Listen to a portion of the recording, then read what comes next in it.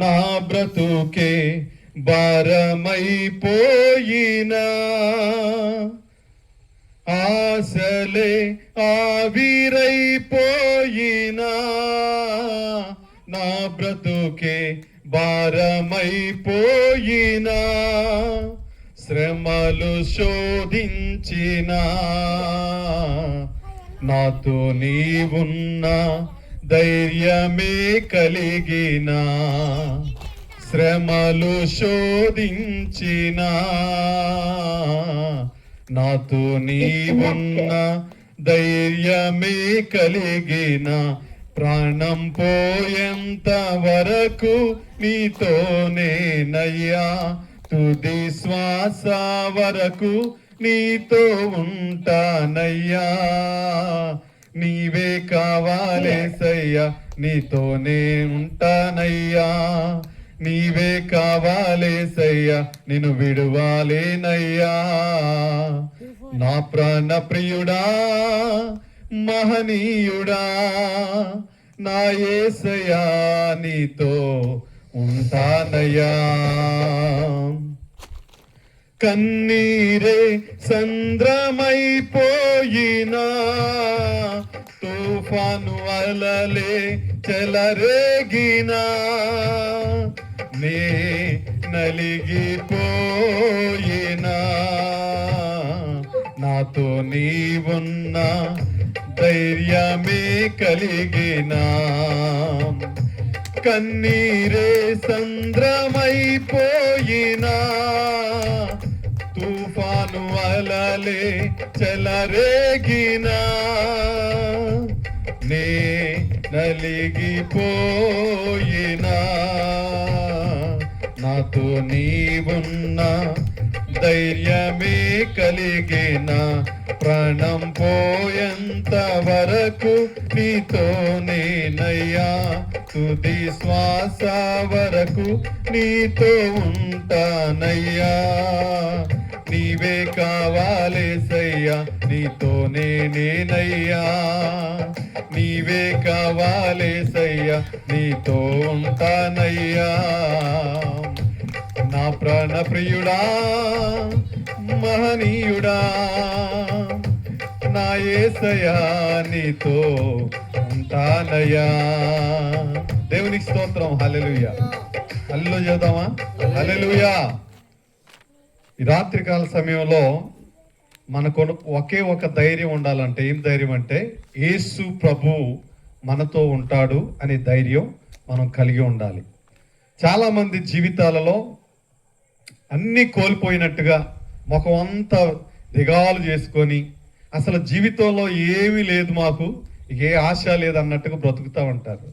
ముఖాన వాళ్ళ ముఖంలో సుఖమే ఉండదు, నవ్వు ఉండదు, వేసారిపోయినట్టుగా ఒకలాంటి దిగ్భ్రాంతితో, దృగ్భ్రాంతి అంటారు, భ్రాంతి అంటే ఇక శరీర ముఖ కవళికలను బట్టి మనుషుని లోపల ఉన్న వేదన, బాధన, శోధలు అన్నీ కూడా మనుషుల ముఖం ద్వారానే తెలియపరుస్తూ ఉంటాడు. ప్రియులారా, ఈ రోజున పునరుద్ధానమును గురించి దేవుని వాక్యంలో నుంచి క్లుప్తంగా కొన్ని మాటలు నేను మీకు జ్ఞాపకం చేయాలని ఆశపడతా ఉన్నా. ఈ రోజున అందరికి తెలిసిన రీతిగా ఏంటంటే, ఈరోజు ఈస్టర్ పండగ. ఈ రోజున ఈస్టర్ అనగా యేసు ప్రభువు మనందరి కొరకు తిరిగి లేచిన రోజు. భోజనం చేసి రాలేదా మీరెవరు? ఇద్దరు ఉన్నా కానీ స్వరం మాట్లాడితే ఎట్టుండాలంటే, కంచులో చక్రాలు అయితే ఎట్ట పేల్తాయో అట్ట పేలాలి. దేవుని స్తోత్రం కలుగును గాక. మీలో ఉన్న నీరసం పోవును గాక. మిమ్మల్ని చూస్తే నాకు కూడా నీరసం వచ్చేస్తుంది. హల్లెలూయా. ప్రభువునందు ప్రియులారా, దేవుణ్ణి కలిగిన మనము ఎలాగ ఉండాలంటే, ఎప్పుడు అసలు ఎంత కష్టం ఎదురైనా, ఎంత నష్టం ఎదురైనా కానీ మనము సంతోషంగా ఉండాలి. ఆమేన్, ఆమేన్ చెప్పాలి. వినపడేటట్టే లేదు. హల్లెలూయా. ఇప్పుడే అయ్యగారు చెప్పిండు ఏమని, ఎక్కడ ఇద్దరు ముగ్గురు ఉంటారో వారి మధ్యలో ఎవరుంటారు? మనం ఇక్కడ ముగ్గురు కంటే ఎక్కువే ఉన్నాం, కానీ వాయిస్ పెగలట్లా. ఒట్టొట్టప్పుడు పెగిలిద్ది వాయిస్. అసలు 10 ఇంట్లు వినపడతాయి. మన మాటలు, మన ప్రవర్తన, మన యొక్క స్వరం ఎవరికి ఇవ్వాలి? అది దేవునికి ఇవ్వాలి. దేవునికి స్తోత్రం కలుగును గాక. ఈ రోజున మనుష్యులు అందరూ కూడా బైబిల్ చెప్తా ఉంది బంధకాలలో బంధించబడి ఉన్నారంట. ఎట్లా ఉన్నారంట? బంధకాలలో బంధించబడి ఉన్నారు. ప్రియులారా, యేసు ప్రభు తాను పునరుద్ధానుడైనటువంటి పునరుజ్జీవాన్ని ఇవ్వటానికి ఈ లోకంలోనికి ఆయన దిగి వచ్చాడు. దేవునికి స్తోత్రం కలుగును గాక. యోహాను సువార్త 11వ అధ్యాయము 25వ వచనాన్ని మనం ఒకసారి జ్ఞాపకం చేసుకుందాం. యోహాను సువార్త 11వ అధ్యాయం 25వ వచనం. యేసు పునరుద్ధానమును జీవమును నేనే, నా యందు విశ్వాసముంచువాడు చనిపోయినను బ్రతుకును. దేవునికి స్తోత్రం కలుగును గాక. ప్రభు అయిన యేసు క్రీస్తు చెప్తా ఉన్నాడు, నా యందు విశ్వాసముంచిన వాడు చనిపోయినను తిరిగి బ్రతుకుతారు అంట. యేసు ప్రభువుని ఎవరైతే నమ్మరో వారికి నరకము కన్ఫామ్ గా సీట్ రిజర్వేషన్ అయి ఉంటది. ఎవరు రిజర్వేషన్ చేయాల్సిన అవసరమే లేదు, ఇక డైరెక్ట్ రిజర్వేషన్. ప్రియులారా, యేసు ప్రభువుని ఎవరైతే నమ్మి బాప్తిస్మం పొంది దాని బిఫోర్ ఏం చేయాలంటే మారు మనసు రక్షణ అనుభవంలోనికి రావాలి. ఈ రెండు చేసినప్పుడు యేసయ్యను మనం కలిగి ఉంటే, యేసు ప్రభువులో మనం ఉంటే మనకేముంటదంటే నిత్య జీవము ఉంటుంది. ఈ రాత్రికాల సమయంలో 3 మరణాల గురించి నేను మీకు జ్ఞాపకం చేయాలని ఆశపడతా ఉన్నా. 3 మరణాల గురించి మనం దేవుని వాక్యంలో జ్ఞాపకం చేసుకుందాం. మొట్టమొదటిగా బైబిల్ గ్రంథంలో దేవుని వాక్యంలో నుంచి ఆత్మీయ మరణము. మీరు నాకు చెప్పాలి, నేను చెప్పిన పాయింట్ మళ్ళీ నేను అడుగుతా, లేకపోతే నేను ఎంతో దూరం నుంచి పిల్లల్ని వేసుకొని నిద్రపోకుండా మా పిల్లలు వచ్చారు, ప్రయాసపడి దేవుని కొరకు ఇంత దూరం వచ్చాం, మళ్ళీ పొద్దున్నే వెళ్ళి మా పిల్లల్ని స్కూల్కి పంపించాలి, మా పనులు మాకు ఉంటాయి. మీరు మనదిన్న పాన్లాగా ఉన్నారనుకో, ఇక నాకు అసలు మామూలుగా ఉండదు, ఇక నేను కష్టం అయిపోతుంది. అంటే అంటున్నాను ఏం అనుకోబోకండి. దేవుని స్తుతిస్తే దేవుడు అంటున్నాడు, నీ నోరుని బాగుగా తెరువుము. ఏమంటాడు? దాన్ని నింపుతున్నాడు. చాలా మంది ఏంటేంటితో నింపుకుంటారు, కానీ ఇప్పుడు కావాల్సింది ఏంటంటే దావీదు మహారాజు చెప్తున్నాడు, నీ వాక్యము నన్ను బ్రతికించున్నది నా బాధలలో. నీకే బాధ ఉన్నా గాని, ఏ శోధన ఉన్నా గాని, ఏ విధమైన సమస్యను ఎదుర్కొన్నా గాని నిన్ను రక్షించవలసింది దేవుడు మాత్రమే. ఈ లోకంలో దావీదు మహారాజు ఒక మాట గుర్తు చేశాడు. ఏమనంటే, కొండల తట్టు నా కన్నులు ఎత్తుచున్నాను, నాకు సహాయము ఎక్కడ నుండి వచ్చును. కొంతమంది మనుషుల మీద ఆధారపడతాడు, కొంతమంది మనుషులు ఏదో చేస్తారని వాళ్ళ మీద ఆశలు పెట్టుకొని ఎక్కడ దాకంటే గొంతెమ్మ కోరికలు కలిగి ఉంటారు.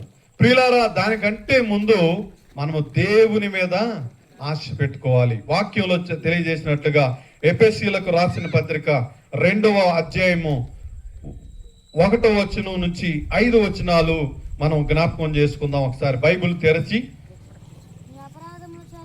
మీ అపరాధముల చేతను మీ పాపముల చేతను మీరు చచ్చిన వారై ఉండగా మిమ్మును క్రీస్తుతో కూడా బ్రతికించును. దేవునికి స్తోత్రం కలుగును గాక. ప్రియులారా, ఆది మానవుడు ఏదైనా వనములో దేవునితో చేసుకున్న సంధి తెగిపోయిన కారణాన్ని బట్టి పాపము ఈ లోకములోనికి ప్రవేశించింది. ఈ పాపము ద్వారా వాక్యం చెప్తా ఉంది, పాపము వలన వచ్చు జీతము మరణము. ఈ మరణం నుంచి బయటపడాలని మనుషులు ఎంతగానో ప్రయాసపడిన, ఎన్ని కోట్లు డబ్బు సంపాదించినా గాని, ఎన్ని బిల్డింగులు, ఎంత ఆస్తి వెనకేసుకున్నా గాని, దేవుని వాక్యం చెప్తుంది, తన ప్రాణం దేని కొరకైతే ఆశ పెట్టుకుంటాడో దాన్ని ఏం చేస్తారంట, అది పోగొట్టుకుంటాడంట. దేని మీద అయితే నువ్వు ఎక్కువగా ఆశ పెట్టుకుంటావో అది ఆశ నిరాశ పరిచిద్ది. ప్రియులారా, దేవుడు అంటున్నాడు, నేనే పునరుద్ధానమును నేనే జీవమును, నా యందు బ్రతికి ఉంటే మీరు మరణించినా గాని లెగుస్తారు అని చెప్తున్నారు. దేవునికి స్తోత్రం కలుగును గాక. ఈ రోజున క్రైస్తవ లోకానికి, యేసుని కలిగి ఉన్న వారికి నిరీక్షణ ఏంటంటే, యేసు ప్రభు వచ్చినప్పుడు మేము కూడా ఆయనతో తిరిగి లేపబడతాము అని. ప్రియులారా, ఆత్మీయ మరణములో దేవుడు అంటున్నాడు, మనిషికి మధ్య ఉండే సంబంధం పాపం వలన తెగిపోయిన కారణాన్ని బట్టి, ఆనాడు ఏదైనా వనములో ఆదాము చేసిన అక్రమ క్రియలు, దేవునికి అవిధేయుడిగా నడిచిన కారణాన్ని బట్టి దేవుని పరిశుద్ధత మనుషుల్లో నుండి తొలగిపోయింది.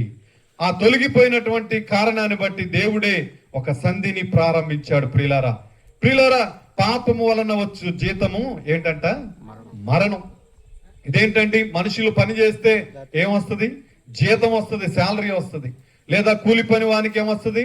డబ్బు వస్తుంది. ఏదో ఒక 24 గంటల్లో కొన్ని గంటలు పనిచేసినందుకు మనుషుడు పట్టకూడు కొరకు ఆహారాన్ని సంపాదించుకుంటా ఉంటాడు.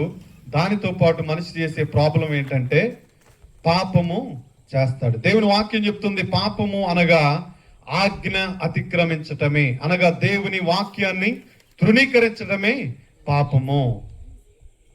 ఈ సందర్భంలో దేవుని మాట నాకు ఒకటి జ్ఞాపకం వస్తుంది. ఏమనంటే, యేసు ప్రభు ఈ భూమి మీదకి రావటానికి ముందు భక్తుడైనటువంటి నోవాను ఎన్నుకున్నాడు. నోవాహుకి ఒక మాట చెప్పాడు, నోవాహు, ఇదిగో నేను 40 రోజులు ఈ భూమి మీద ప్రచండమైనటువంటి వర్షాన్ని కురిపించబోతున్నాను. ప్రజలందరికీ నువ్వు చాటింపేసి చెప్పాలి, ఈ భూమి అంతా కూడా నాశనం అయిపోబోతుంది అని అంటే, నోవాహును చూసి వెర్రితనంగా నవ్వి హేళన చేసి అపహసించి వాళ్ళందరూ కూడా, ఓ పిచ్చి పట్టింది నోవాహుకి, ప్రార్థనను తగులుకున్నాడు.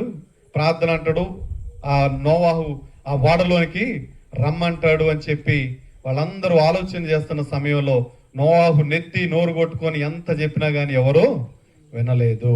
ప్రియులారా, కొన్ని కుటుంబాలు ఉంటాయి. ఎలాగంటే బైబిల్లో 2 కుటుంబాలు ఉన్నాయి. సౌలు కుటుంబము, దావీదు కుటుంబం.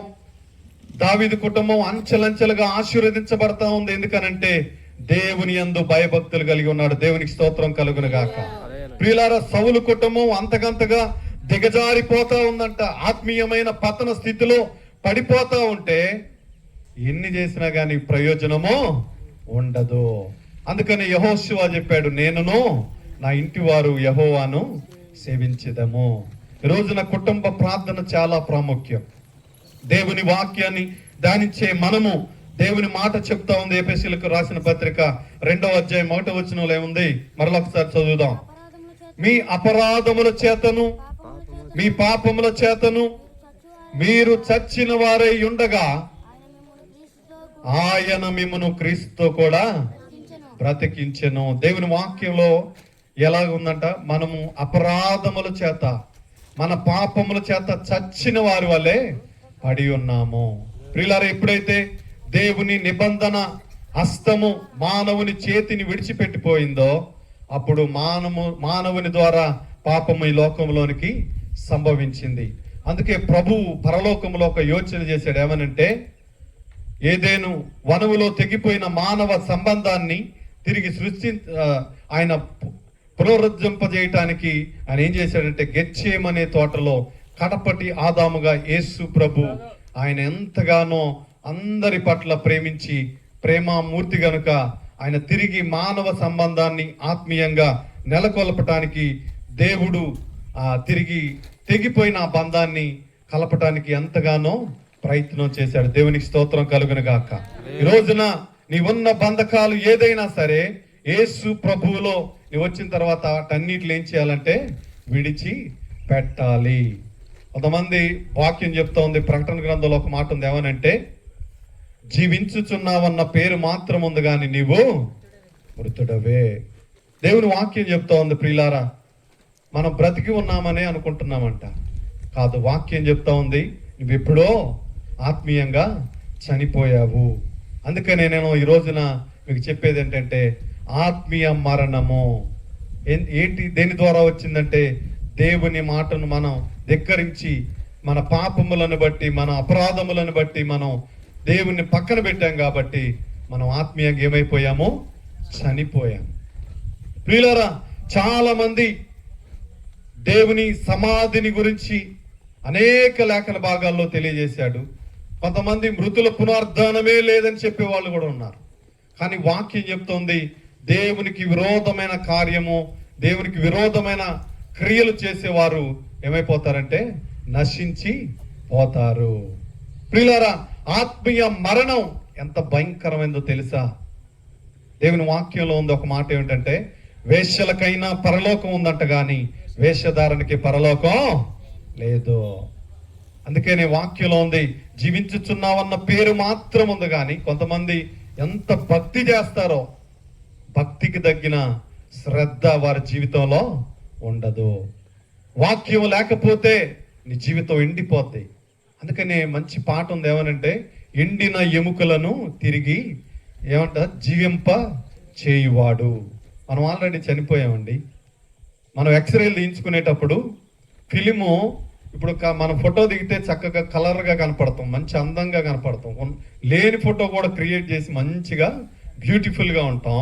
మన శరీరాన్ని ఎప్పుడైతే ఎక్స్రే తీపిస్తామో మొత్తం లోపలంతా అస్థి పంజరం కనపడుద్ది. నువ్వు చూసుకుంటే భయం వేసిద్ది, నా ఎముకలే కనపడుతున్నాయి, నా రూపము కనపడట్లేదు. వాక్యం చెప్పింది ఏమనంటే, నీవు జీవించుచున్నావన్న పేరు ఉంది కానీ నీవు మృతుడవే. యేసయ్య రూపం నీలో లేదు.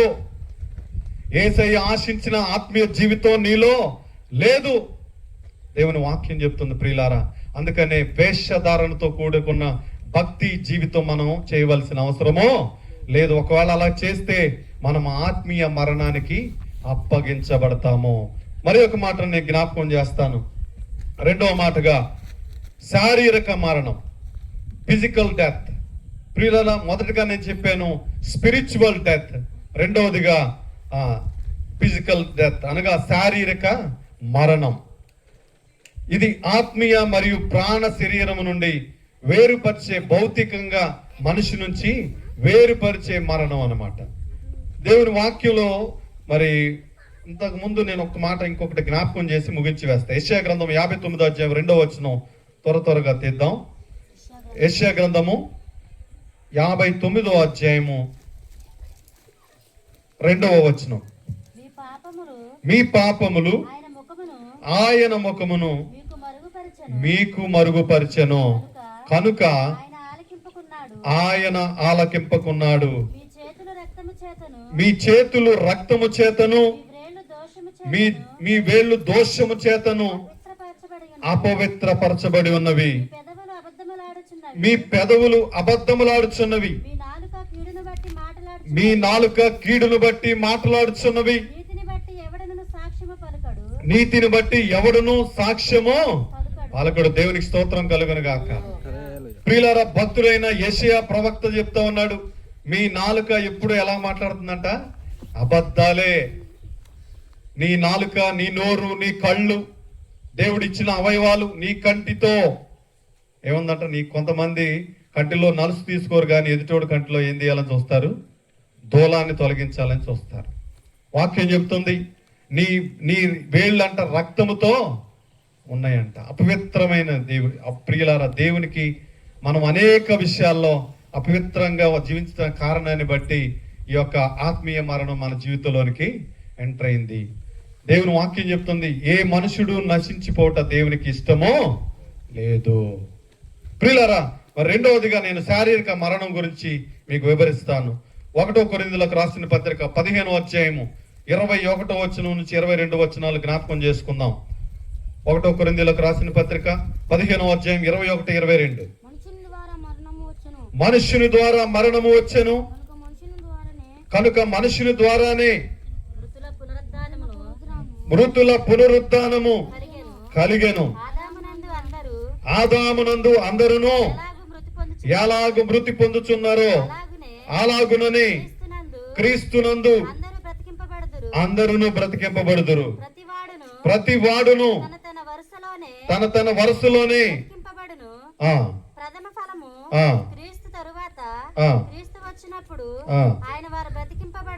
దేవుని స్తోత్రం కలిగిన చాలండి. ప్రియులారా, ప్రతి వాడు కూడా వరుస క్రమంలో ఏమైపోవాలంట? మరణం పొందాలి. కొంతమంది చనిపోయినప్పుడు సమాధి మీద రాస్తారు, ప్రభువునందు నిద్రించారు. ఒట్టి మాట, అది కటికి అబద్ధం. ఏమండి, కొంతమంది దొంగలకి పలకేస్తారు, ఇక్కడ వీడి పెద్ద దొంగ అని. ఏమండి, దాన్ని ఏమంటారంటే, వాడు బతికున్నప్పుడు యేసు ప్రభువుని నమ్మడు, మారు మనసు ఉండదు, రక్షణ ఉండదు, బాప్తీసం తీసుకోడు.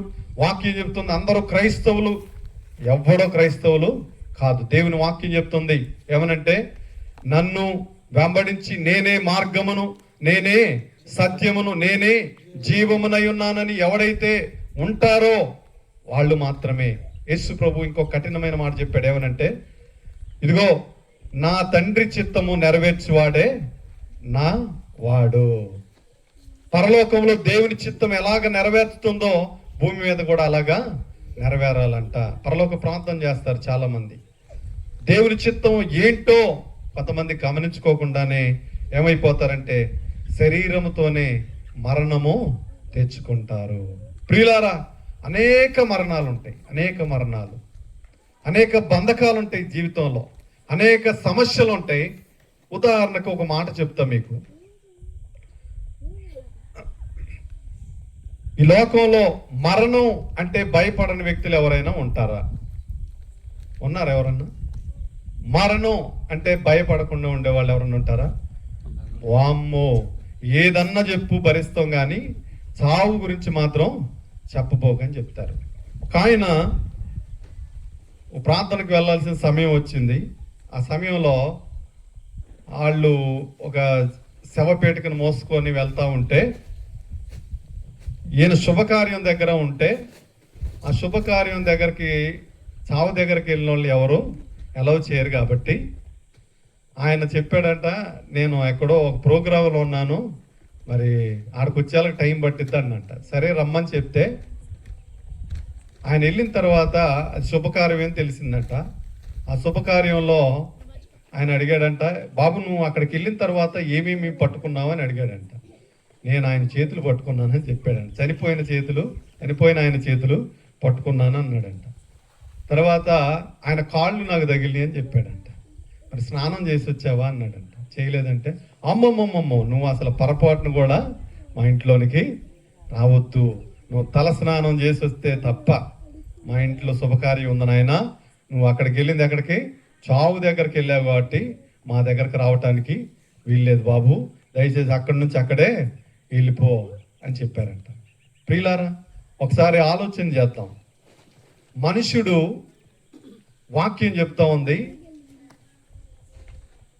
వేదన పొందే మనుషుల దగ్గర, శ్రమ కలిగిన మనుషుల కుటుంబాల దగ్గరికి పుట్టిన ఒక మనుషుడంట పుట్టిన దినము కంటే మరణ దినమే మేలు అని వాక్యం చెప్తుంది. ఈ రోజున మరణానికి ఉన్నటువంటి పవర్ పరిశుద్ధులైన దేవునితో చూపించాడు. పరిశుద్ధులైన దేవుడే ఆ మరణపు ముళ్ళును విరిచాడు. ప్రియులారా, ఆ మరణపు ముళ్ళు విరవకపోతే ఏదన్నా పట్టుకో, చనిపోయిన శవంలో జీవం అనేది ఉంటుందా? ఉండదు. దేవుని వాక్యంలో ఉంది ఏమనంటే, విందు జరుగుతున్న ఇంటి వానికి పోవుట కంటే ప్రలాపించుచున్న వాని ఇంటికి వెళ్ళుట మేలు. ఒకని దినడం కంటే మరణ దినమే మేలు అంట. ప్రియులారా, అందుకని శారీరక మరణము మరి ఒకసారి చదువుదాం మనం. 1 కొరింథీయులు 15:21-22. ఎవరు ముయ్యొద్దు దాన్ని. మనుష్యుని ద్వారా మరణము వచ్చును గనుక మనుష్యుని ద్వారానే మృతుల పునరుద్ధానము కలిగెను. ఆదామునందు అందరూ ఎలాగు మృతి పొందుచున్నారో అలాగుననే దేవుని స్తోత్రం కలుగును గాక. క్రీస్తు యేసునందు బ్రతికించబడతారు. ఇక్కడ రెండు విషయాలు నేను క్లుప్తంగా ముగించేస్తాను. ఇక మనుషుని ద్వారా ఈ భూమి మీదకి మరణం వచ్చింది, మనుషుని ద్వారా ఈ భూమి మీదకి పాపం వచ్చింది. అపవాది కుయుక్తి చేత ఈ పాపము మనుషులు వెళ్తా ఉంటే మరణం అనే దేవత దేవుని బిడ్డల చుట్టూ తిరుగుతూ ఉంటది. అయితే దేవుని పరిశుద్ధ కావలి ప్రభువు నమ్మిన వారికి ఉంటుంది. ఎవరైతే ప్రభువుని నమ్మరో వాళ్ళు మరణం గురించి భయపడతారు. అందుకే దేవుని వాక్యం చెప్తుంది, ఓ మరణమా నీ ముల్లెక్కడ, ఓ మరణమా నీ విజయం ఎక్కడ. దేవుడు చెప్పాడు. ఈ రోజున యేసు ప్రభువుని ఉంచిన సమాధి ఈ లోకంలో, ఈ ప్రపంచంలో అనేక సమాధులు మొత్తం ఎలా ఉన్నాయంట, మూసేసి వాటికి టైల్స్ అన్ని పెట్టి లోపల నుంచి ఒకవేళ ఆయన శవమై లేగుతురేమని పకడబందీగా కడతారు. చక్కగా తొట్టి కట్టి దానిలో పెట్టబెట్టి పైన రాకుండా భారీ లెవెల్లో దాన్ని చక్కగా ఉంచుతారు.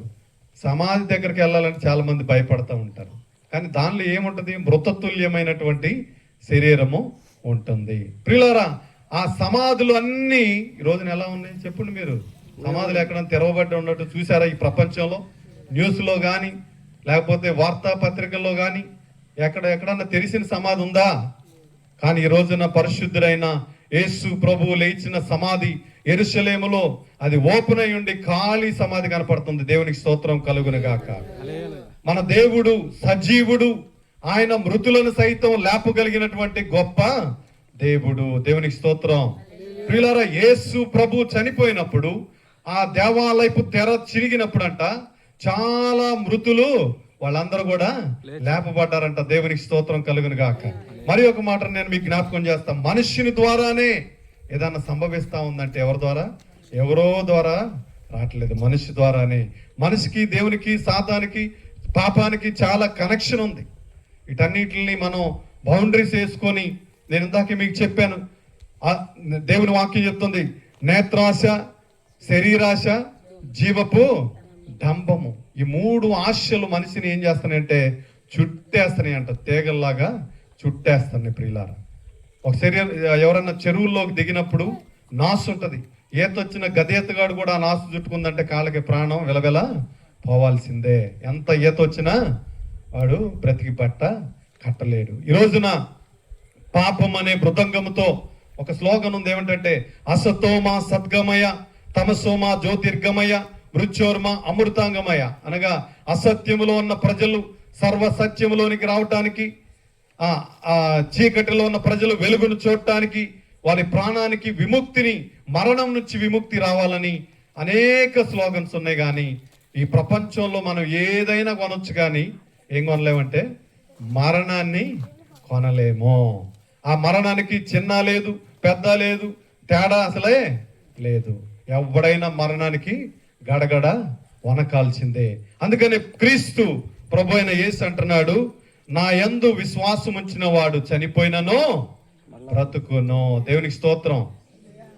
మనం యేసులో ఉంటే ఎలా ఉండాలంటే మనం ఎలా ఉండాలి? బ్రతికే వరంగా ఉండాలి.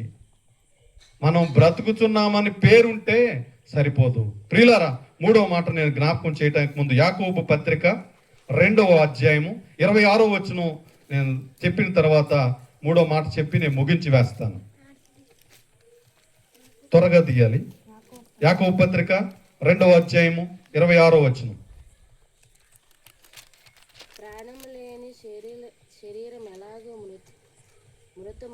ప్రాణము లేని శరీరం ఎలాగూ మృతమో అలాగే క్రియలు లేని విశ్వాసం మృతము. దేవునికి స్తోత్రం కలుగును గాక. ఏమండి, ప్రాణము లేని శరీరము ఎలాగో ఉపయోగం లేదు, శరీరం కూడా అలాగే ఉంటుందంట. స్పర్శ ఉండదు. దేవుణ్ణి ఎరిగామనంటారు, దేవుని కార్యము జరగదు. దేవునితో ఉన్నామంటారు, కానీ దేవునితో వారు ఉండరు. దేవునితో సహవాసం కలిగి ఉండటానికి ప్రయత్నమే చేయరు. ప్రియులారా, అందుకని మనిషికి ఏంటంటే శారీరక మరణము ఎంటర్ అయిపోయింది. ఇంకొక మాట నేను మీకు జ్ఞాపకం చేస్తా. యోహాను సువార్త 11వ అధ్యాయంలో ఉంటుంది, తీయాల్సిన అవసరం లేదు. ఆ బేతనీయ గ్రామంలో లాజరు అనే ఒక వ్యక్తి, దేవునికి అత్యంత ప్రియమైన వ్యక్తి ఉన్నాడు. మార్త సహోదరుడు ఆ లాజరు గారు చనిపోయి ఎన్ని రోజులైందంట? 4 రోజులు అయిపోయిందంట. 3 దినాలు అయ్యిపోయింది. 4వ రోజు యేసు ప్రభు వచ్చాడు. మొన్నటిదాకా ఉన్నాడు యేసు ప్రభు. జబ్బుతో ఉంటే ఆయన కొరకు ప్రార్థన చేశాడు, మళ్ళా వెళ్ళిపోయాడు. కానీ 4వ రోజున వచ్చినప్పుడు ఆమె అంటుందంట, అయ్యా నీవు మాతో కూడా ఉండి ఉంటే నా సహోదరుడు చనిపోయేవాడు కాదు కదా ప్రభువా అంటే, దేవుడు ఇక డైరెక్ట్గా బ్యాచ్ని తీసుకొని ఎక్కడికి వెళ్ళాడు? సమాధి దగ్గరికి వెళ్ళిపోయాడు. పిలిచాడు, వెళ్ళి లాజరు బయటికి రా. దేవుని వాక్యం చెప్తా ఉంది ఏంటంటే, నా ప్రాణమును పెట్టుటకును తీయుటకును నాకు అధికారం ఉంది అన్నాడు. దేవునికి స్తోత్రం కలుగును గాక.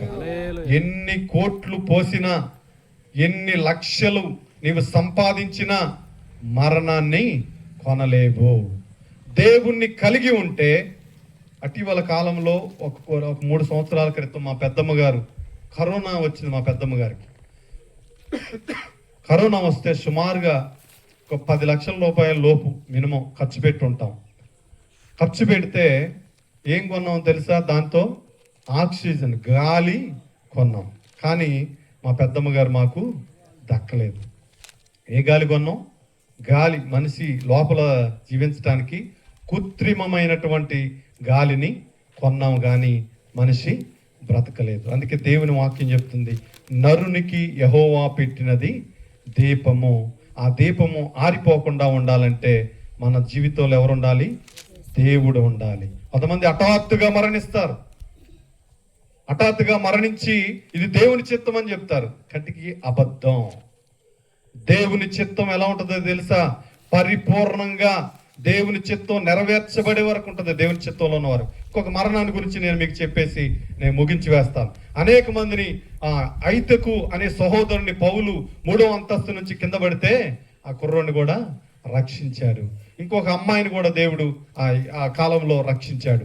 ఈ మరణాలన్నిటి గురించి కీర్తన గ్రంథంలో దావీదు మహారాజ్ చెప్పాడు. ఏమనంటే, ఆ మరణము ఆయనను బంధించుట అసాధ్యము, నీ పరిశుద్ధిని కుళ్ళు పట్టనివు, నీ పరిశుద్ధిని పాతాళములో విడిచిపెట్టనివు అని దేవుని వాక్యంలో సెలవిచ్చాడు. దేవునికి స్తోత్రం. ప్రియులారా, ఈ రోజున నిజంగా యేసుని కలిగి ఉంటే మనకు మరణ భయం అనేది ఉండటానికి వీలు లేదు. ఒక ఆయన కేసర ప్రాంతంలో నేను దేవుని వాక్యాన్ని చెప్పడానికి వెళితే అక్కడ ఒక యవనస్తుడు చాలా ప్రేమతో దేవుణ్ణి ఆరాధించే వ్యక్తి, చాలా ప్రేమ కలిగిన వాడు. వాళ్ళు ఉండటానికి ఇది ఎంతకంటే దారుణంగా ఉంది, నివాసం లేదు. కానీ దేవుని సేవకులంటే ఎంత ప్రేమ చూపిస్తాడో, ఆ ప్రేమ చూపించే క్రమంలో తనకు ఒక జబ్బు వచ్చింది. ఆ ఇల్లు కూడా మొదలు పెట్టాడు. ఎందుకంటే దేవుని సేవకులు వస్తే ఉండటానికి అవకాశం లేకుండా పోతుందని అప్పు చేసి ఆ గృహాన్ని నిర్మించాలని అనుకున్నాడు. నేను ముగించేస్తున్నా, అలర్ట్గా ఉండండి. అప్పు చేసి ఆ గృహాన్ని ప్రారంభించాడు. 33 సంవత్సరాలు సుమారుగా తక్కువే ఉంటుంది. ఇంకా ఆయన హాస్పిటల్కి వెళ్ళాడు. హాస్పిటల్కి వెళ్ళిపోతే వాళ్ళ సిస్టర్ గారు ఫోన్ చేశారు, అయ్యా మా తమ్ముడు చాలా అనారోగ్యంతో ఉన్నాడు అయ్యా, చనిపోయే స్థితిలో ఉన్నాడు అని. అంటే మేమందరం ప్రార్థన చేస్తున్నాం అమ్మా, మీరు కూడా ప్రార్థన చేయండి అంటే నేను ఒకటే చెప్పాను, ఆక్సిజన్ పెడతా ఉంటే వద్దంటున్నాడంట. నేను చెప్పాను, మరణం ఎదురుగా అంచుల వరకు వచ్చినా కానీ నువ్వు ప్రార్థన మాత్రం ఆపొద్దు. ఒకవేళ దేవుని చిత్తం అయితే అది ఆపేవాడు ఎవడో ఉండడు. కాబట్టి నీ ప్రయత్నం చేయమని చెప్పాం. దేవుని కొరకు ప్రయాసపడ్డాడు, దేవుని కొరకు అన్నీ చేశాడు. కానీ చివరికి ఆయన ఒక చిన్న ప్రాబ్లంతో సమస్య తెచ్చుకున్నాడు. ఏంటంటే మందు మింగకూడదు అనుకున్నాడంట, టాబ్లెట్ మింగకూడదు అనుకున్నాడంట. ఏ శరీరంలో కూడా ఆయన శరీరంలోనికి ఏ యొక్క సెలైన్ కానీ ఇంజెక్షన్ కానీ వెళ్ళకూడదు అనుకున్నాడంట. ఇది దేవుని చిత్తమేనా? అట్లా చేయకూడదు అని చెప్పాను నేను. అయినా కానీ ఆయన మొత్తం డాక్టర్లు పెడితే మొత్తం పీకేసిందంట. యవనస్తుడు చనిపోయాడు. ఇప్పుడు ఏమంటారు? చనిపోయినాయని దేవుని చిత్తం అయి చనిపోయాడు అంటారా? అపోస్తుడైన పౌలు చాలా సందర్భాల్లో శ్రమలు పడ్డాడంట. దేవునికి ఆయన ఒక ముళ్ళు పెట్టాడంట. సుమారుగా 20 సంవత్సరాల పైబడి ఆ యొక్క సమస్యతో ఆయన బాధపడ్డాడంట. ప్రియులారా, ప్రతి ఒక్కరి జీవితంలో ఇంకొక ఇంపార్టెంట్ విషయం చెప్పి నేను ముగించేస్తా.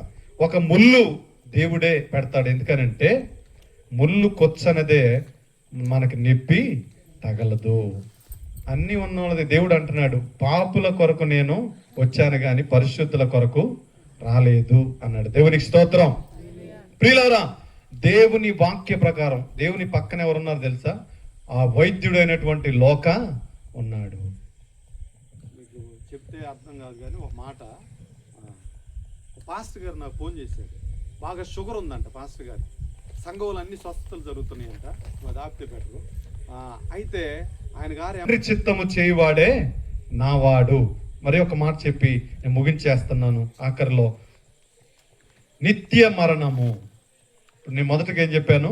ఆత్మీయ మరణం గురించి చెప్పాను. రెండవది శారీరక మరణం. మూడవది నిత్య మరణము. దేవుని వాక్యంలోంచి ప్రకటన గ్రంథము 20వ అధ్యాయం 14, ఇది ఆఖరి మాట చెప్పి నేను ముగించి వేస్తున్నాను. ప్రకటన గ్రంథము 20వ అధ్యాయం 14వ వచనం. మరణమును మృతుల లోకమును అగ్నిగుండములో పడవేయబడెను. ఈ అగ్నిగుండము రెండవ మరణము. ఎవని పేరైనను జీవ గ్రంథమందు జీవ గ్రంథమందు రాయబడని ఎడల కనబడని ఎడల కనబడని ఎడల వాడు అగ్నిగుండములో వాడు అగ్నిగుండములో పడవేయబడును. దేవునికి స్తోత్రం కలుగును గాక. ఏమండి, చాలా మంది పేర్లు రాస్తా ఉంటారు. ఎక్కడ రాయాలి? కొంతమంది దేవుని మందిరానికి ఫ్యాన్లు ఇచ్చి ఫ్యాన్ మీద పేరు రాస్తారు, చైర్ ఇచ్చి చైర్ మీద పేరు రాస్తారు. ఎక్కడ కనపడాలి పేరు? దేవుని జీవ గ్రంథములో కనపడాలి. కొంతమంది చెప్తారు, మేము అసలు ఆ కాలంలో చాలా చేసినామండి. ఆ కాలంలో చేసే ఉండొచ్చు, ఇప్పుడు ఏం చేస్తున్నాం దేవుని కొరకు, అది కావాలి. కొంతమంది దేవుని కొరకు కొంత దూరం కూడా రాలేరు. దేవుని పరిచర్య అంటే అలసట వచ్చేసింది. దేవుని ప్రార్థన అంటే ఎప్పుడు లేని నీరసం అప్పుడే వచ్చింది. ప్రియులారా, దేవుని విషయంలో జాగ్రత్తగా ఉండాలి. ఎందుకంటే దేవుని సేవ అంటే ఏంటో తెలుసా? సావు. దేవునికి స్తోత్రం. ప్రియులారా, రెండవ మరణము ఏంటంట? నిత్య మరణము. యేసు ప్రభువుని నమ్మితే నీకు పరలోకం, లేకపోతే నిత్యము కాలే అగ్నిగుండము. ఇది తెలియట్లే చాలా మందికి తెలియట్లే. అంతా నింపేసుకొని శరీరం అంతా నీకు స్టార్టింగ్ లో చెప్పాను మీకు, అనేక బంధకాలు వీళ్ళే సమాధి చేసేసుకుంటారు. అందుకే యేసు ప్రభు చెప్పాడు, మీరు సున్నము కొట్టిన సమాధుల వరే ఉన్నారు. ఎలా ఉంటది సమాధి? సంవత్సరం వచ్చిందంటే వేస్తారు సున్నం, అప్పుడు తల మెరిసిద్ది, వర్షం వచ్చింది, మొత్తం బాధ మళ్ళీ పాతకు తయారైద్ది. లోపల ఏం ఉండదు. పై ప్రేమలు బ్రతికున్నప్పుడు చూపిరు. యేసు ప్రభు అలా కాదు. పునరుద్ధానమును జీవమును నేనే, నా యందు బ్రతికి ఉన్న ఎడల మరలా వాళ్ళని తిరిగి జీవింపజేస్తానన్నాడు. దేవునికి స్తోత్రం కలుగును గాక. ఆశ్చర్యకరుడు, ఆలోచనకర్త, నిత్యుడగు తండ్రి, సమాధానకర్త, తన చేతిలో రోగాలు నయమైపోవును, తన మాటచే ప్రకృతిని శాసించిన వాడు.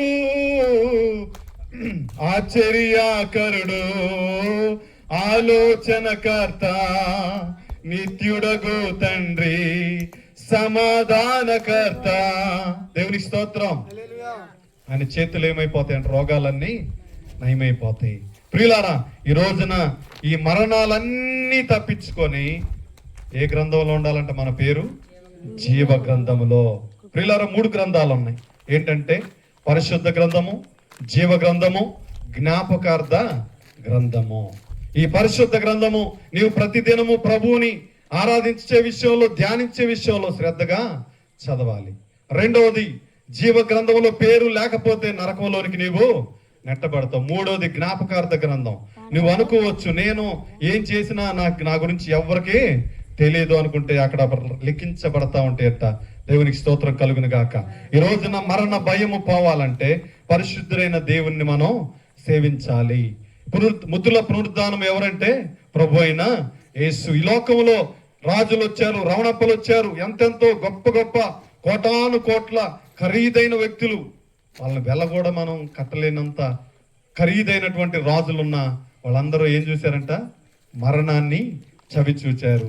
ఈ లోకంలో తిరిగి లేచినటువంటి ఏకైక దేవుడు యేసు క్రీస్తు ప్రభువు మాత్రమే. దేవునికి స్తోత్రం కలుగును గాక.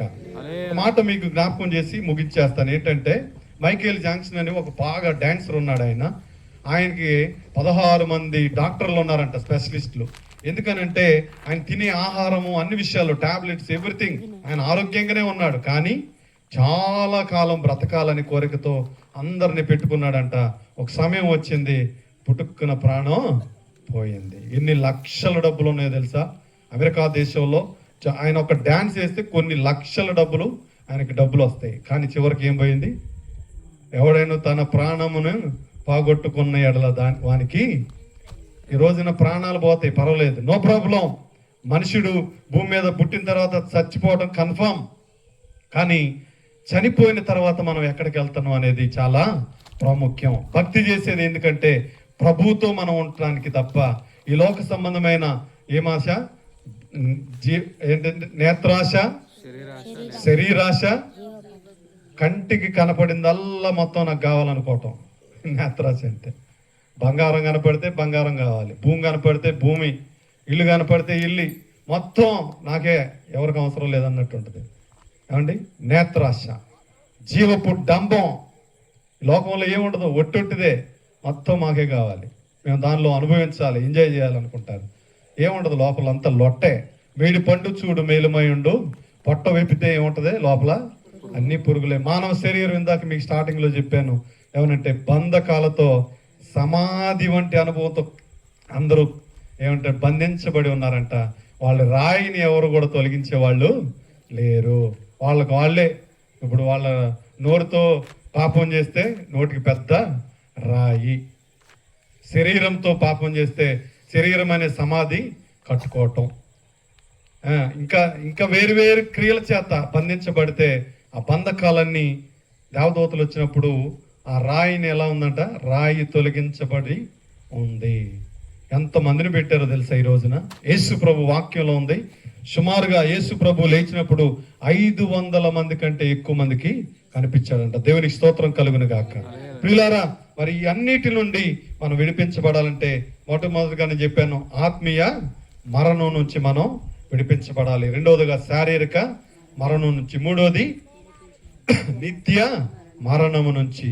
యేసు క్రీస్తునందు మనం విశ్వాసం ఉంచితే మనం చనిపోయినా కానీ ప్రభుతో కూడా తిరిగి లెగుస్తాము. కాబట్టి ఈ రోజున అన్ని సమాధులు క్లోజ్ అయి ఉన్నాయి.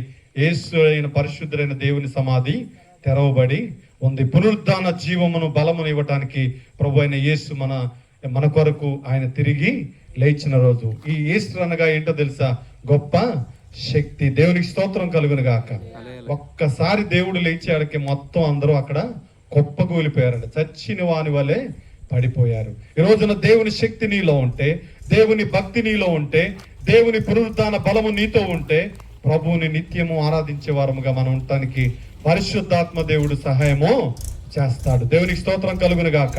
ఈ మరణాలన్నీ తప్పించుకొని మనకి ఏంటంటే దేవుని యొద్ద పరిశుద్ధమైనటువంటి శరీరముతో మనము లేపబడతాము. ఆమేన్. ఒక్క మాట చెప్పేస్తా, అయిపోయింది. చాలా మంది చనిపోయిన తర్వాత ఎక్కడికి వెళ్తారు? ఒక మాట చెప్పండి, ముగిచ్చేస్తాం. అయిపోయింది. ఎక్కడికి వెళ్తారు చెప్పండి, అంకుల్ గారు చెప్పాలి మీరు. సమాధి కాదు, శరీరం. అది చనిపోయిన తర్వాత ఆత్మ ఎక్కడికి వెళ్తుంది? లేదు, పరదైస్లోనికి వెళ్తుంది. యేసు ప్రభుతో పాటు 2 వ్యక్తులు మరణం లేకుండా వెళ్ళారు. దేవునికి స్తోత్రం కలుగును గాక. ఏలియా మరణము లేక సుడిగాడి రథముల చేత ఆయన ప్రభుతో కొనిపోబడ్డాడు. మరి ఒక వ్యక్తి ఉన్నాడు, ఎవరంటే హనోకు దేవునితో నడిచెను, అతడు కొనిపోబడ్డాడు. దేవునికి స్తోత్రం. వాళ్ళు ఎక్కడ ఉన్నారు తెలుసా? పరదైసులో ఉన్నారు. చనిపోయిన వాళ్ళందరూ యేసు ప్రభు రానంత వరకు పరదైసులోనే ఉన్నారు. ఎప్పుడైతే ప్రభు ఆరోహణమై వెళ్ళిపోయాడో అప్పుడు పరలోకానికి ద్వారాలు తెరిచాడు. దేవునికి స్తోత్రం కలుగును గాక. చచ్చిపోయిన వాళ్ళందరూ కూడా యేసు ప్రభువుని నమ్మి ఉంటే మరలా మనం వాళ్ళందరినీ చూస్తాము. ఈ తాత్కాలికమైన ఈ జీవితం, తాత్కాలికమైన ఈ లోకములో ఈ శరీరాశ, నేత్రాశ, జీవపటము అన్ని చంపుకుంటే, ప్రభుతో మనం పెనవేసుకుంటే అది శాశ్వతము. ఆమేన్. చాలా మంది అంటారు, కారు ఉంటే ఆశీర్వాదం, బంగ్లా ఉంటే ఆశీర్వాదం, ఇంకేది ఉంటే ఇంకోది. అన్నీ ఉన్నాయి, మాకు కూడా ఉన్నాయి. కానీ ఆశీర్వాదం అని అనుకుంటే దాని అంత బుద్ధిహీనత ఇంకోటి లేదు. యేసు మనతో ఉంటేనే ఆశీర్వాదం. యేసయ్య మనలో లేకపోతే ఆశీర్వాదం కానే కాదు. అందుకే దావీదు మహారాజ్ చెప్పాడు, యెహోవా నీ గుడారములో అతిథిగా ఉండదగిన వాడు ఎవడయ్యా? యేసు నీ హృదయంలో ఉంటేనే, ఆ అతిథి నీలో ఉంటే, ఆ పరిశుద్ధ దేవుడు నీలో నివాసం ఉంటే అది ఎంతో ఆనందకరం. ఒకే మాట ఏమనంటే, ఒక మాట గుర్తొచ్చింది కారులో వచ్చేటప్పుడు. మరణం దేవుని బంధించుట అసాధ్యం అన్నారు కదా. దేవుడు మనలోకి వస్తే మరణాన్ని కూడా జయించే శక్తిని ఇస్తాడు కదా. సంసోన్ని ఎలాగ బంధించారు? చాలా జడలల్లి భూమిలో మేకులు దింపి ఆయన్ని చంపేయాలని కూర్చుంటే, దేవుని శక్తి సంసోన్లోకి రాగానే కొన్ని వేల మందిని ఏం చేశాడు? చంపేశాడు. దేవునికి స్తోత్రం కలుగును గాక. నీ కుడి ప్రక్కన ఎంతమంది? 1000 మంది కూలెనును, నీ ఎడమ ప్రక్కన 10,000 మంది కూలెనును, అపాయం నీ దగ్గర. అబ్బా, మా ముందే అయిపోయింది, తప్పించుకున్నామండి, జస్ట్ మిస్, చచ్చేపోయేవాళ్ళం అంటారు. దేవుని కాపుదల ఉన్నంత వరకు ఎవరు ఏ అపవాది నిన్ను టచ్ చేయటానికి కూడా వీల్లేదు. దేవునికి స్తోత్రం కలుగును గాక. ప్రియులారా, ఈ పునరుద్ధాన శక్తి, పునరుద్ధాన బలము, పునరుద్ధాన జీవముతో కూడిన క్రీస్తు ప్రభు నీ హృదయంలో, మన జీవితంలో, మన సంఘములో, మన కుటుంబంలో ఉంటే అది ఆశీర్వాదము. దేవునికి స్తోత్రం కలుగును గాక. మనము దేవునితో ఉన్నామా, మనం దేవునిలో ఉన్నామా అనేది, లేదా ఎంటీగా ఉన్నామా? ఈరోజు నేను పాస్టర్ గారు చెప్తుంటే విన్నాను. ఏమనంటే 1,00,000 రూపాయలు ఇస్తాము అనే ముందు పలానా దగ్గర చచ్చిపోతారు, ఆ పలానా స్పాట్లో నీకు డబ్బులు ఇస్తాము అంటే ఎవరన్నా వెళ్తారా? చచ్చిపోతారని డబ్బులు ఇస్తానంటే వెళ్తారు. చచ్చిపోతావు దారిలో, అయినా కానీ నీకు డబ్బులు ఇస్తాం వెళ్తావా అంటే వెళ్తారు ఎవరన్నా? వెళ్ళరుగా. ఎందుకని? మరణం అంతే, అంత భయం. ప్రభువు నమ్మిన వాళ్ళకి మరణం ఉండటానికి వీల్లేదండి. అట్టనే నేనైతే 100 ఏళ్ళు బ్రతకాలని ప్రార్థన చేస్తున్నా. దేవుని స్తోత్రం కలిగింది కాదు, మీరు కూడా చేయండి. బ్రతికితే ప్రభువు చెప్పాడు ఏమనంటే, బ్రతుకుట క్రీస్తే చావైతే లాభం అండి. కొంతమంది చెప్తారు, అబ్బా అసలు చచ్చిపోవాలనిపిస్తుంది అంటారు. ఒట్టి మాట. అస్సలు చావరండి, అసలు చావరు. ఉండి బ్రతికి ఇంకో వాళ్ళని చంపడానికి చూస్తుంటారు. మాటల చేతో, ప్రవర్తన చేతో, క్రియల చేతో వ్యక్తిత్వం మారదు. గర్భం భూమి మీద పడిన కానుంచి చచ్చేదాకా కొంతమంది ముసలోళ్ళు అయినా కానీ పౌరుషం పోదండి. చచ్చేదాకా చావులో కూడా పౌరుషాన్ని ప్రదర్శిస్తారు. ఎంత దారుణమో, మానవ జీవితం ఎంత భయంకరమో. ఈ రోజున దేవుని మాట నీతో చెప్తుంది, ఓ మరణమా నీ ముల్లెక్కడా, ఓ మరణమా నీ విజయం ఎక్కడా? దేవునిలోనే ఉంది విజయము. నువ్వు దేవునితో ఉంటే నీకు అన్ని విజయాలే. ఒకవేళ దేవుని పక్కన పెడితే నీకు జీవితం అంతా అప్పచేయాలి. దేవునితో నీవు ఉంటే ఆశీర్వాదం, ధైర్యం. దేవునికి స్తోత్రం కలుగును గాక. దేవుడు ఈ మాటలు మీ యూనికిల్లో ఆశీర్వాదకరంగా మీ కుటుంబ జీవితాన్ని వర్ధిల్లింపచేయును గాక. ఆమెను. తల వంచుతాం, ప్రార్థన చేసుకుందాం. మహాపరిశుద్ధ జీవము కలిగిన తండ్రి, ఈ పునరుద్ధాన దినమును బట్టి స్తోత్రాలు ప్రభువా. దేవా, మా ఈ జీవితంలో దేవ శారీరక, ఆత్మీయ, దేవ ఆత్మ మరణముల నుంచి మమ్మల్ని వేరుపరిచి ప్రభువా, పరిశుద్ధాత్మ దేవ నీ సన్నిధిలో మమ్మల్ని సంపూర్ణంగా ఆశీర్వదించి దేవా, ఏ కృప మమ్మల్ని విడిచిపోకుండా నాయన నీ కృపలో భద్రపరచుమని, వాక్యానుసారమైన జీవితాలతో మా కుటుంబాలు, మా జీవితాలు కట్టుకోవడానికి సహాయం చేయమని, ఈ పునరుద్ధాన శక్తిని, పునరుద్ధాన బలమును ప్రభువా మాలో నాయన ఉద్భవింపచేసి, మరణము నుంచి దేవా చీకటిని పారదోలి ప్రభువా నీతో పెనవేసుకునే అనుబంధంలోనికి తిరిగి కోల్పోయిన జీవితం ప్రభువా మేము కట్టుకోవటానికి సహాయం చేయమని యేసు నామములో ఈ ప్రార్థన అడుగుచున్నాను తండ్రి. ఆమేన్. దేవుడు ఈ మాటలు దీవించును గాక. మీ అందరికీ వందనాలు. ఆమేన్.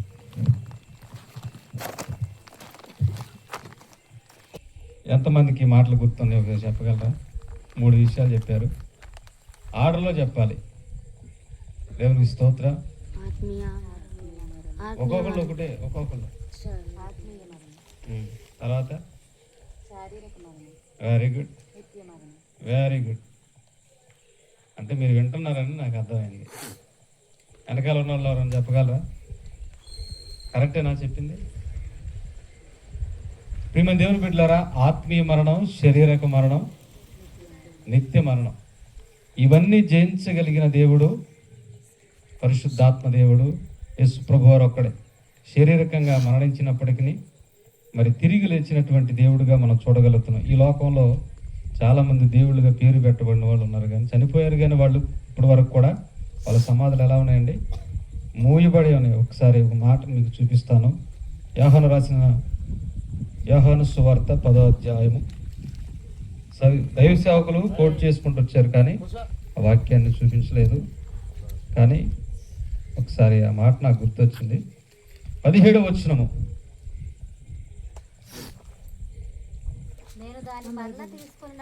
నేను దాని మరలా తీసుకున్నట్లు నా ప్రాణము పెట్టుచున్నాను. ఇందువలననే నా తండ్రి నన్ను ప్రేమించుచున్నాడు. దేవునికి స్తోత్రం. హల్లెలూయా. ఎవడును నా ప్రాణమును తీసుకొనడు, నా అంతట నేనే దాన్ని పెట్టుచున్నాను. దాన్ని పెట్టుటకు నాకు అధికారము కలదు, దాన్ని తిరిగి తీసుకొనుటకు కూడా నాకు అధికారము కలదు. మరి ఇవన్నీ ఎక్కడి నుంచి వచ్చినాయి అంటే, ఈ అధికారాలని అంటే నా తండ్రి వలన ఈ ఆజ్ఞ పొంది తిన నేను. దేవునికి స్తోత్రం. దేవుడే ముందు ఆజ్ఞాపించి పంపించాడు. దేవుడు ఈ లోకానికి వచ్చాడా పుట్టాడా? యేసు ప్రభువారు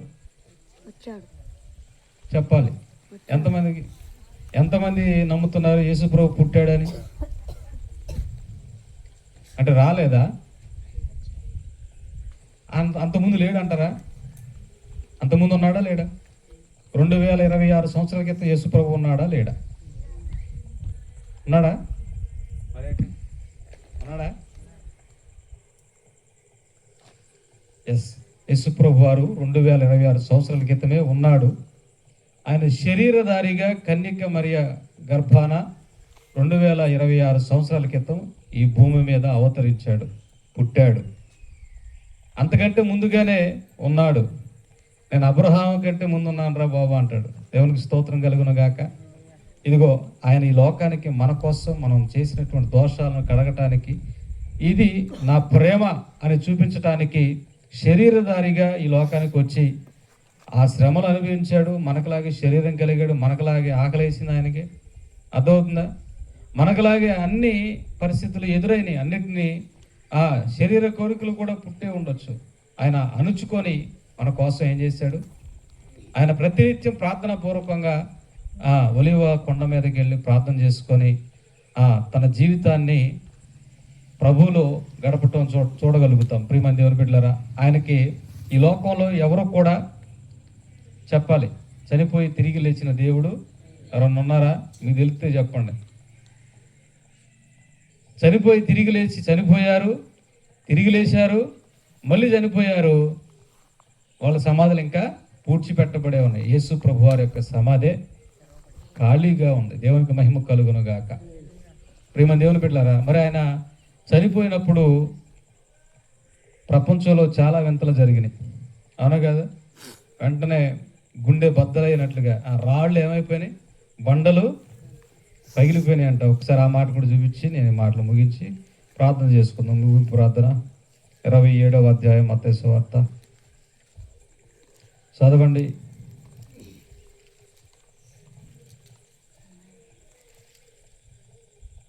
27వ అధ్యాయం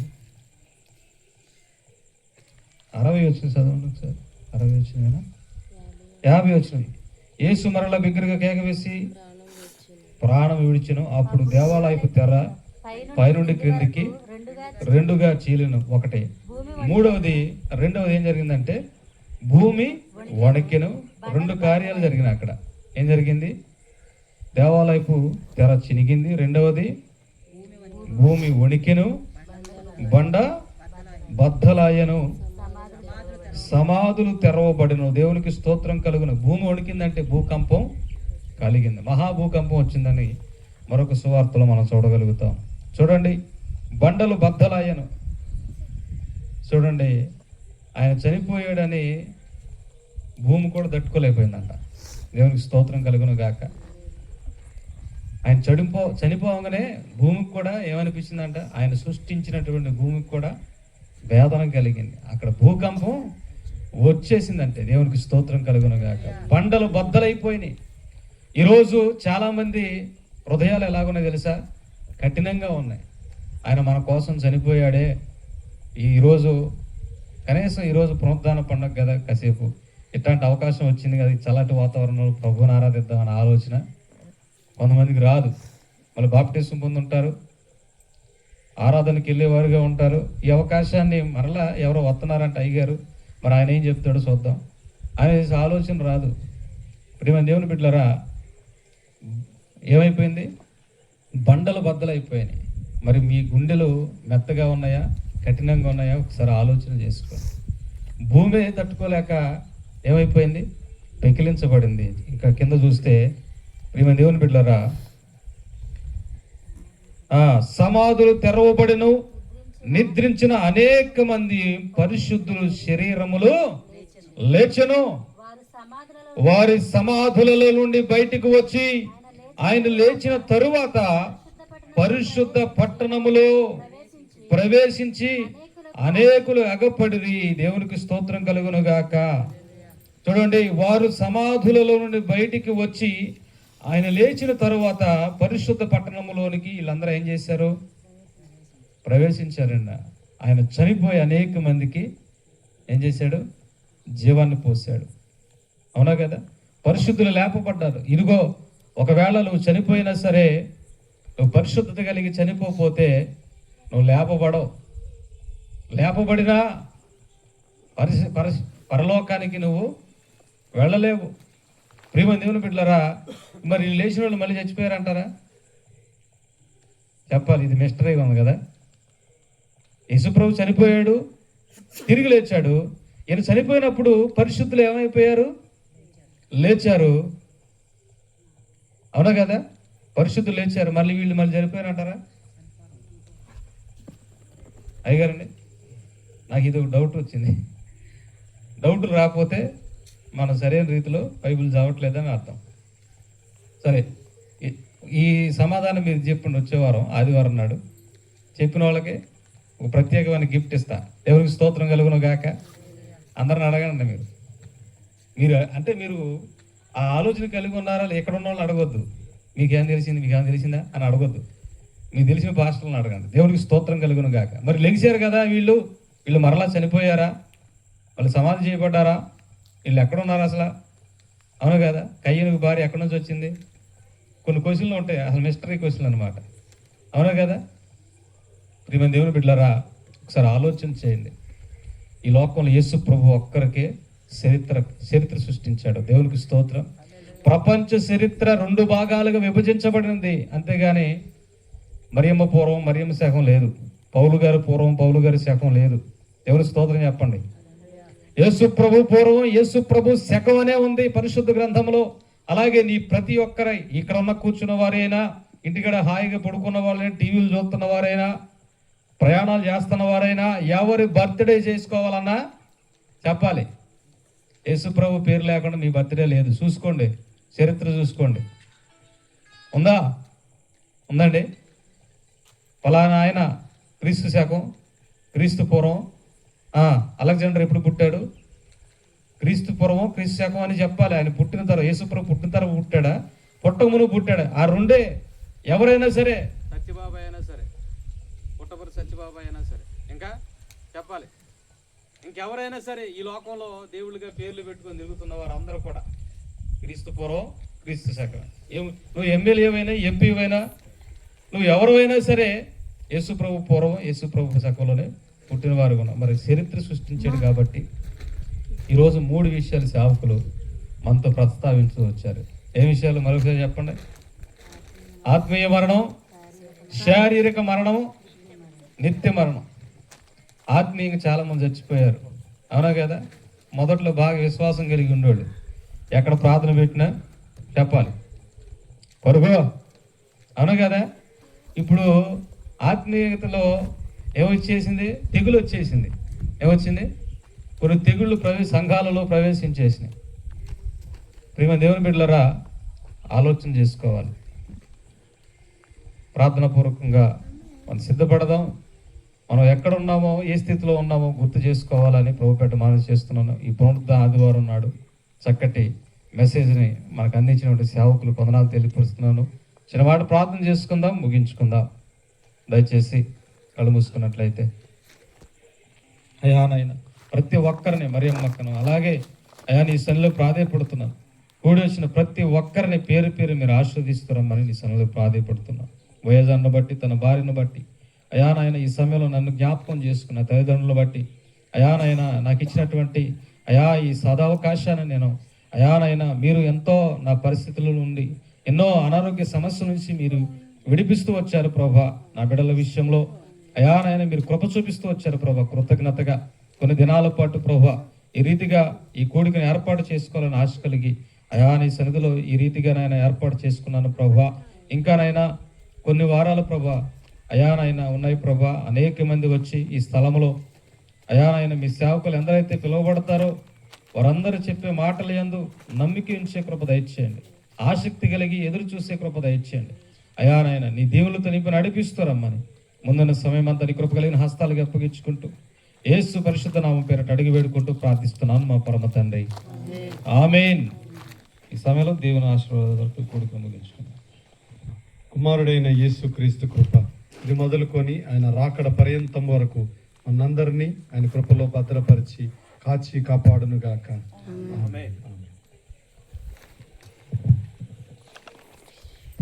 అందరికి వందనాలండి.